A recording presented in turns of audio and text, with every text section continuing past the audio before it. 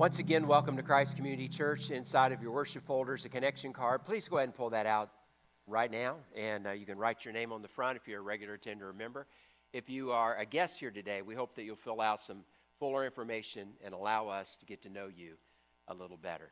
On the back side, is a place for prayer requests and to get messages to us. And for me, so often, I get home and it's like I told somebody I would do something.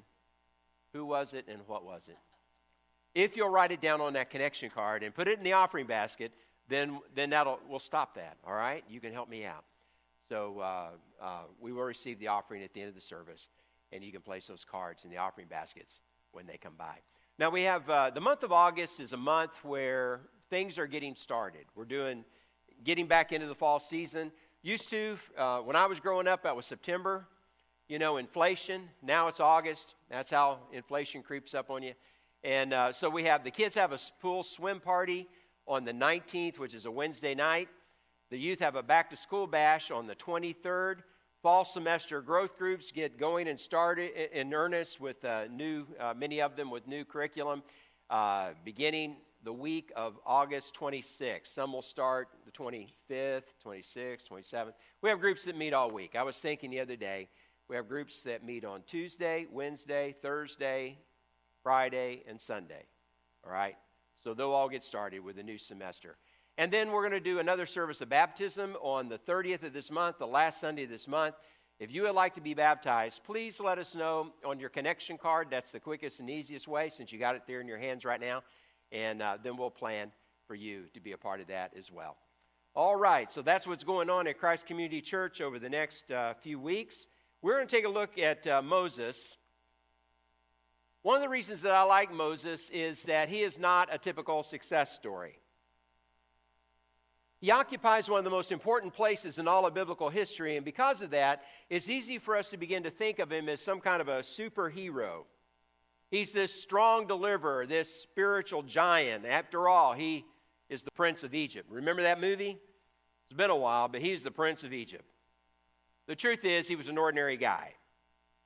In fact, there's pretty good evidence as you read through this story that he was actually pretty deeply wounded, trying to live between two worlds and truly never fit in either one.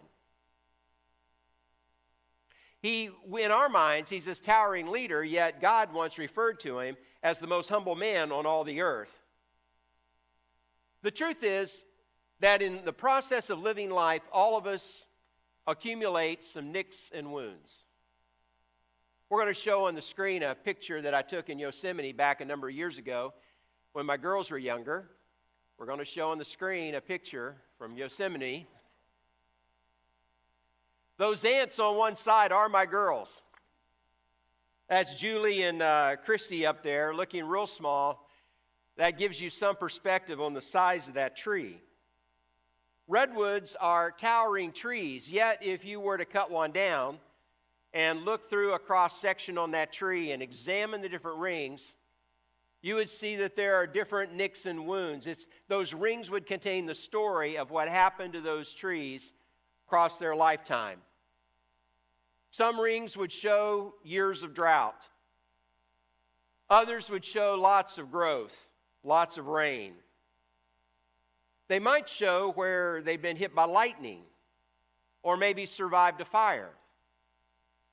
Imagine for a moment we all have rings. And I guess if we carry our metaphor through, cut us in half to look at our rings. How about that? What would our rings show? Would there be rings in you that would show bullying on the playground as a kid, where things got mighty hard, where you hated to go to school every day? Or maybe there might be some rings that would show damage left by never really hearing the words from your dad you wanted to hear, "I love you." Or maybe from your mother, "I'm proud of you." Or there might be a ring that would show when a spouse slammed a door, and in that instance, the marriage was over. I pastored a long time. My hunch is there are some rings that would show that for some of us, somebody touched us in a way they had no right to touch us. Or maybe the rings in your life would show that you were only truly accepted when you performed, whether that was in sports or at work or some way at home. I know you'll be relieved to know that we're not going to ask for testimonies this morning. But I suspect that most all of us carry wounds because that's what it means to live life in a world such as this. And the problem is sometimes those wounds, rather than healing, they get infected and fester. I read to you the short version of Moses' story from Acts chapter 7. Let's take a look at that. We're going to take a look at it verse by verse. In verse 22, it says, Moses was taught all the wisdom of the Egyptians, and he was powerful in both speech and action. For the first 40 years of his life, Moses goes to all the right Egyptian schools. He learns the ways of Egypt. His intellect is sharpened. His learning of leadership is done by some of the very best in the world at that time. Moses may have looked like he had it all together, but the truth is that on the inside he knew his DNA did not fit that of the Egyptians, and it bothered him. Deep down, Moses had a longing to belong. In verse 23 it says, when Moses was 40 years old, he decided to visit his fellow Israelites. Why did this happen when he turned 40? We talk about a midlife crisis in our culture.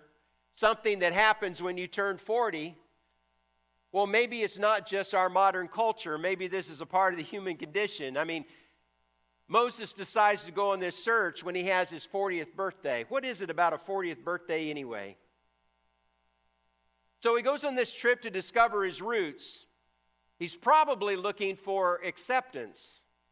And what he finds is an Egyptian beating a Hebrew slave. And this is for me, this is one of the leaps that takes place in the story of Moses. How does Moses go from exploring his roots to killing somebody, to committing murder, in one single step? But that's what happens in this story. He sees this Egyptian beating a Hebrew slave, and something breaks inside of him, and he can't take it. What is that thing that broke inside of him, and why was it there? He becomes a self-appointed deliverer. He kills the Egyptian. He hides his body in the sand. And let me tell you, there is lots of sand in the Sahara. Look at how Stephen tells this story. It says, he saw one of them, a Hebrew, being mistreated by an Egyptian, so he went to his defense and avenged him by killing the Egyptian. Moses thought that his own people would realize that God was using him to rescue them, but they did not. You see, in some way, Moses had in his mind that he was going to be the hero of this story. And he was going to start by killing this guy. So, what is going on here inside of Moses? He thought that if he just reached the Hebrew people, that they would embrace him. They would realize that God has done this in order for him to be the deliverer. But the very next day, he comes back and he sees two Hebrews who are going at it. And he steps between them and he says, break it up, guys. You're brothers. Don't do this. And one of the guys, and Stephen tells us it's the one who was in the wrong. One of the guys said, well, who made you a ruler and judge over us? Are you going to kill me as you killed that Egyptian yesterday? And Moses knows that the word is out. The jig is up. He might have been raised as an Egyptian. He might have been raised as Pharaoh's own grandson, but he knows that this will not protect him. He's denied the Egyptians. He's taken the side of the slaves. It's over. He's going to kill me, he thought. Grandpa's going to kill me. I got to go. Verse 29, when Moses heard that, he fled the country and lived as a foreigner in the land of Midian, where his two sons were born. Moses ran. Now he doesn't feel like he fits in either culture. He's lived in this place somewhere between being an Egyptian and being a Hebrew, but now he no longer feels that he belongs in either. So he runs and he hides as a foreigner. The word that's in our text, foreigner, actually means literally, I don't belong here. And that's what he names one of his sons. You see, Foreigner is not just the name of a 70s rock band. Think about what this means. Moses' name, it means drawn out. It basically means found me in the river. That's where they got me from. They drew me out of the river. And now his son is I don't belong here. This is our family. Found me in the river and I don't belong here. That says a lot about Moses' woundedness, doesn't it? We often compensate for our woundedness by running. We run away from reality. We run away from the truth. We run away from God. We chase after a whole lot of things to compensate and to fill the voids that we feel. Things like achievement and success and status and money. And we pretend that everything's okay. And we'll sacrifice almost anything and everything to fit into some peer group. And it's not just teenagers that do that. And like Moses, wounded people tend to lash out in frustration. They tend to take matters into their own hands and to make bad decisions. They build up this poison inside of them, and over time it begins to leak out into their lives and in the lives of those around them. And eventually it lands people in a desert like it did Moses, a desert of failure, regret, and guilt. And the truth is, the Bible makes it clear that all of us have this experience that is universal. The Bible says all have sinned and fallen short of the glory of God. We all fail. We all make mistakes. And it lands us in the desert. Well, that's where this prince of Egypt landed. And the good news is that there are some things we can learn in the desert that we can't learn anywhere else. Oswald Chambers is a guy, he's written this book that has become a devotional book that many people read. And he says this. He says, God is anxious that his children get a good education. Every man that he has used has had a course in the University of Arabia, in wilderness training. Joseph, Moses, Elijah, John the Baptist, Paul, even his divine son. These are a few of the distinguished graduates. The fees are large, the courses are severely high, the discipline exacting, and many don't keep it up, but drop out. The marked results are broad perspective, steady nerves, keen eyesight, insight, utter dependence upon God, utter independence of man, childlike simplicity, warm sympathy, deep humility. The highest award goes to patience, the rarest trait of all. And God has no shortcuts in his training program. I thought that was good. In the first part of his life, Moses was educated in the very best schools, the very best that Egypt had to offer. And now his character needed to be developed so that God could use him for what God was actually going to do in his life. And so God takes him. Now, J. Oswald Chambers calls it the University of Arabia. I didn't really like the ring of that, so I renamed it. Sorry, Oswald. We're going to call it today the Desert School of Character Development. How about that? A longer name, but more descriptive. There's nothing like the Desert School of Character Development to reveal your strengths and your weaknesses and to shape and mold your character. What classes did Moses take when he attended God's Desert School of Character Development? Well, for sure, he took Obscurity 101. I'm going to move now from Acts' account to Exodus. Exodus 3:1 says, Now Moses was tending the flock of Jethro, his father-in-law, the priest of Midian, and he led the flock to the far side of the desert. Now, I want you to get a picture of what's happening. I failed to put a map into the slide deck today to show you where Midian is, all right? Midian is nowhere, all right? That's where Midian is. There is nothing there. When I was in seminary in the 1970s, they were just beginning to do some archaeological work in Midian. It's so obscure, people still don't go there today. And then Moses goes to the far side of nowhere. He gets to nowhere, and then he keeps going even beyond nowhere, to a nowhere, even a nowhere. Now that's obscurity. Obscurity has a way of taking you from who's who to who am I. You're no longer defined by your title or your position or your accomplishments or your talents or your looks or your possessions, all of these things that we think that matter. It's just the real you and the real God. And in the end, only one part of your identity really matters, and that's the part where you're a child of God. That's it. When we understand that, we begin to get the lesson that we're being taught. Maybe another course that Moses took was a practicum in discomfort. Nobody ever signs up for that one on purpose.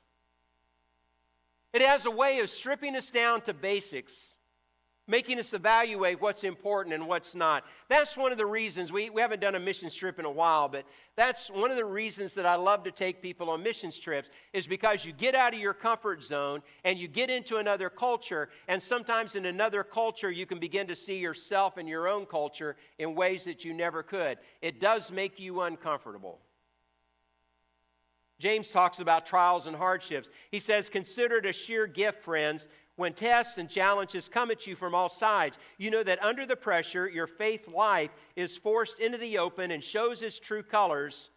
So don't try to get out of anything prematurely. Let it do its work so that you become mature and well-developed and not deficient in any way.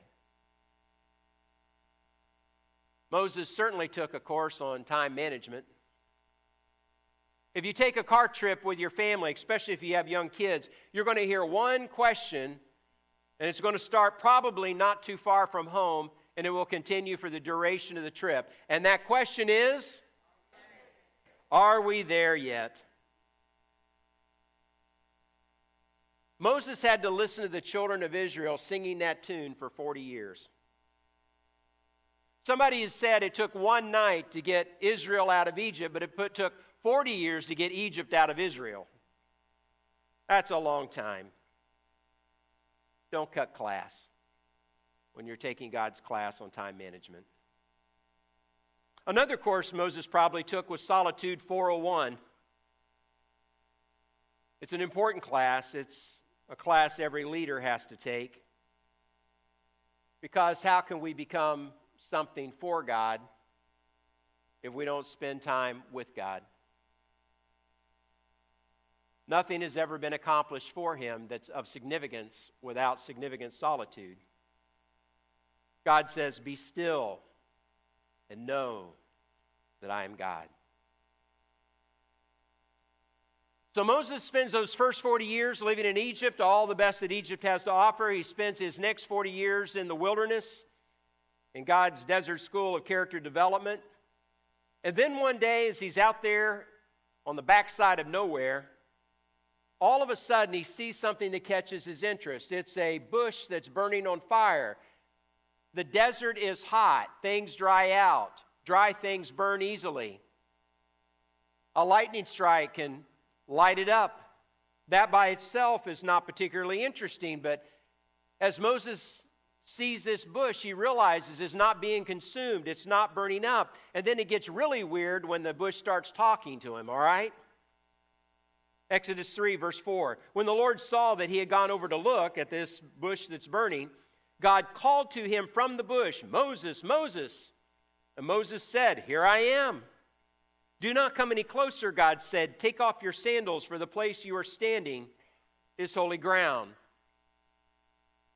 I find a couple of things very interesting in this story. First of all, there's this idea of a bush that will not burn up that symbolizes God himself.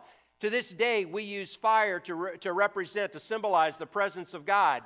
When we have our communion table here down at the front, we often will have candles on it, and those candles the burning candles symbolize the presence of God. That's why when we have our communion table in here and we have the candles on it, I want them burning during a service, all right? I don't want them out. That's bad symbolism. But one thing you may not know, our candles here at this church, they're actually kind of a spring-loaded thing with the wax on the inside.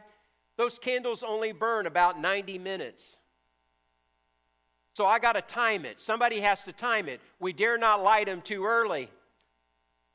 or they will burn out about the time I'm praying the final prayer. That's really bad symbolism. But a burning fire symbolizes the presence of God, and God is an unquenchable fire that is never extinguished. Sometimes you'll hear the question, people today ask all kinds of questions, and for some reason, one that agnostics think is going to really trip up Christians is, well, who created God? I don't know why they think that's a good question, God is outside of time. He had no beginning. He has no end. We have a mother. God did not. We need food to survive. God doesn't. We need electricity for energy and heat. God has his own power source. We can get sick or killed or distracted or scared or hurt. God is never in danger. He never gets distracted. He never needs sleep. He never gets nervous. He never burns out. Scientists tell us that the sun's going to burn out in a few million years. God will still be burning. And there on the far side of the desert, Moses is having this encounter with the eternal God of the universe. And God says, Moses, the place where you're standing is holy ground. Not because it's special dirt, but because I am here. So Moses, take off your sandals, for you are having an encounter with the living God. Take off your shoes. And this is the second thing I find especially interesting about this encounter. Because most of the time, sacred things are kept covered. In the temple in Jerusalem, in the Holy of Holies, that most holy place was curtained off from everything else. You couldn't see what was inside there. It symbolized the presence of God inside of there. So it was curtained off where you couldn't see it. In synagogues, when they would pass one of the scrolls, rather than even touching the scroll with their fingers, they would cover it with a covering, and they would pass that to the person who's going to read it. They couldn't touch it because it was holy. So you would think God might say, Moses, put on your shoes. First put on 3 pairs of socks, then put on your shoes, because you're standing on holy ground and you can't take it. And you need to be insulated from that which is holy. But that's not what he says. He says the exact opposite. Why is that? I got real curious about that and decided to do some research about it this week. Rabbi Jason Strobel says shoes create a barrier protecting feet from discomfort and symbolize disconnection. So God's instruction for Moses to remove them represented a call for complete spiritual connection, a full experience of God's holy presence. I think that's a good explanation. It's like God is saying, I want to get skin to skin with you. I want to get personal with you. Take your shoes off. Touch the holy. Feel the burn.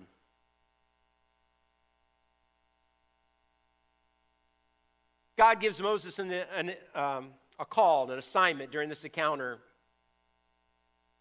God lets Moses know that he's seen the misery of the Hebrews in Egypt, and he's about to do something about it. So, beginning in verse 7, this is what the text says. The Lord said, I indeed have seen the misery of my people in Egypt. I've heard them crying out because of their slave drivers, and I am concerned about their suffering. So I have come down to rescue them from the hand of the Egyptians, to bring them up out of that land into a good and spacious land, a land flowing with milk and honey. He's saying, Moses, I'm getting ready to move. And he says, now the cry of the Israelites has reached me, and I have seen the way that the Egyptians oppress them. So now go. I am sending you to Pharaoh to bring my people, the Israelites, out of Egypt. And Moses says, excuse me, who am I that I should go to Pharaoh and bring the Israelites out of Egypt? And God said, I will be with you. God is saying, Moses, didn't you catch the part where I said I have heard their crying out and I have come down to rescue them? Didn't you hear that part? I will do the rescuing part. I will do the bringing them up out of that land into a much better place. I will do all that, but I'm asking you to go and to lead. Verse 13. And Moses said to God, and get this is an incredible line. Moses says, suppose I go. Moses is speaking hypothetically to God. Suppose I go to the Israelites and say, the God of your fathers has sent me to you, and they ask me, what is his name? Then what shall I tell them? We have then one of the greatest verses in all the Bible. God says to Moses, I am who I am. This is what you are to say to the Israelites. I am has sent me to you. In these times, every god had a name. There was Baal and Zeus and Mercury and Diana. They all had names. I suppose there's probably one named George. But what God tells Moses is, tell them, I am has sent you. It's a form of the word verb to be. God, who are you? I am. That tells us who God is, and it tells us something about who we are not. It was Louis Giglio that referred to, you know those little, when you go someplace to a conference or something, they'll give you a little sticker, and at the top it says, I am. Louis Giglio says that when we come to God, we ought to get one that says, I am not. And then lists who we are not. He is perfect. I am not. He is infinite. I am not. He is transcendent. I am not. He is unfailing. I am not. He is all-knowing. I am not. He is all-powerful. I am not. Life and technology are moving at an incredible rate these days. About 20 years ago, I found a statistic. I remember finding it. It said that the sum of human knowledge was doubling every 2 years. This was 20 years ago before AI. But God knows everything. And He knows how it works. There are no surprises for Him. There is no subject where God doesn't know all of the content. I remember I've been studying theology and all this stuff. I'd spent about 8 years studying, and then at one point I decided to do a doctorate in education administration. And I remember I got into my first class on education administration, and they're talking about the content we'd have to learn, and they would talk about how long the field was and what we had to study. And I'm looking at all this, and I'm thinking, that's only a little over 100 years. All the content, a little over 100 years. I've been in a field where I've been trying to understand everything for the last 3,000. The limited scope of the content just stunned me because there's so much, and God knows it all. He invented all of this. He knows about psychology and physics and medicine and genetics and biology and chemistry. He knows it all. Psalm 147 says, great is our God and mighty in power. His understanding has no limit. In Romans 11, Paul writes, have you ever come on anything quite like this extravagant, the generosity of God, this deep, deep wisdom? It's so deep He couldn't do with just one deep. He had to do two. It's way over our heads. We'll never figure it out. Is there anyone around who can explain God? Anyone smart enough to tell Him what to do? Anyone who has done Him such a huge favor that God has to ask for His advice? Has God ever said to anyone, I'm having a little bit of trouble with this galaxy over here. Can you help me out?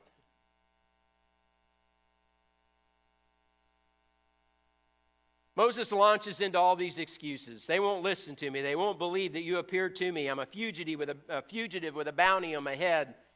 I had this confusing childhood. I stutter. I can't speak well. I don't do well in crowds.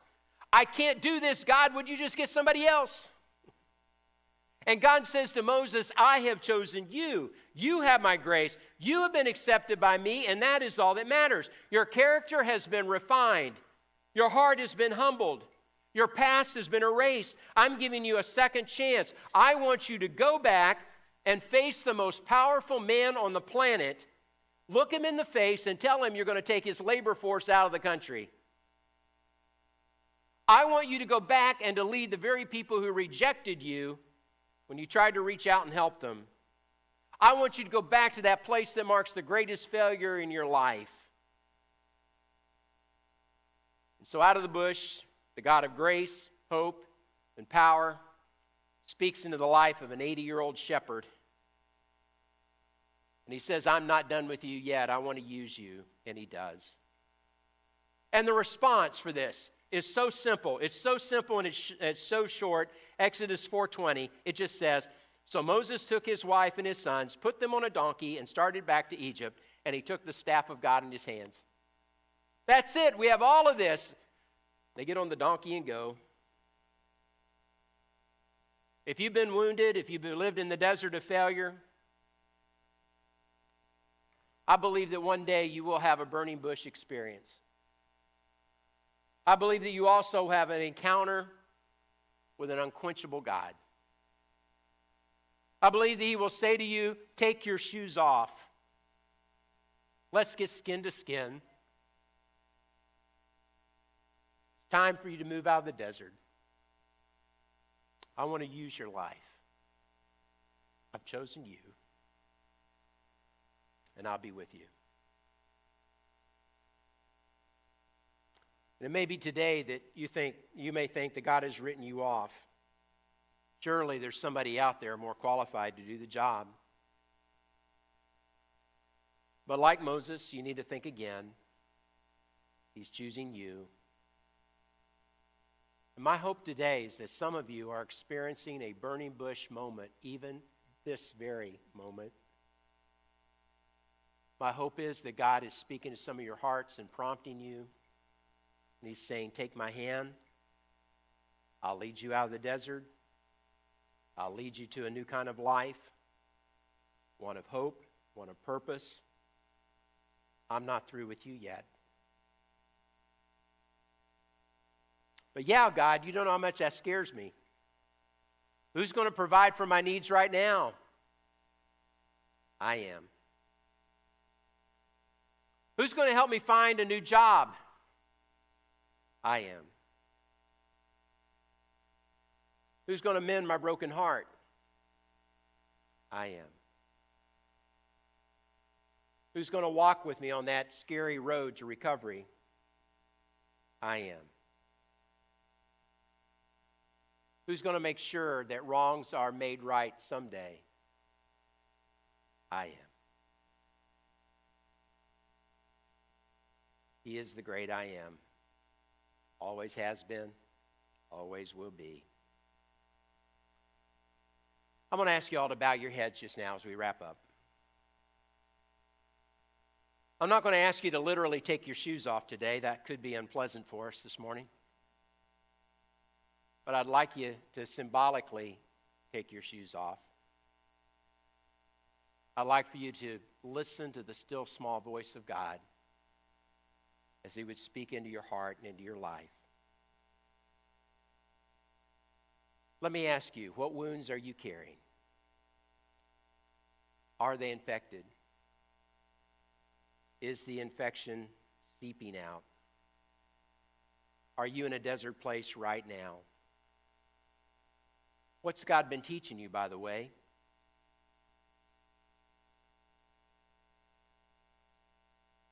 Do you feel stuck? Do you feel paralyzed by guilt or regret? Do you wish you could have a mulligan and somehow start over? What excuses have you been offering God?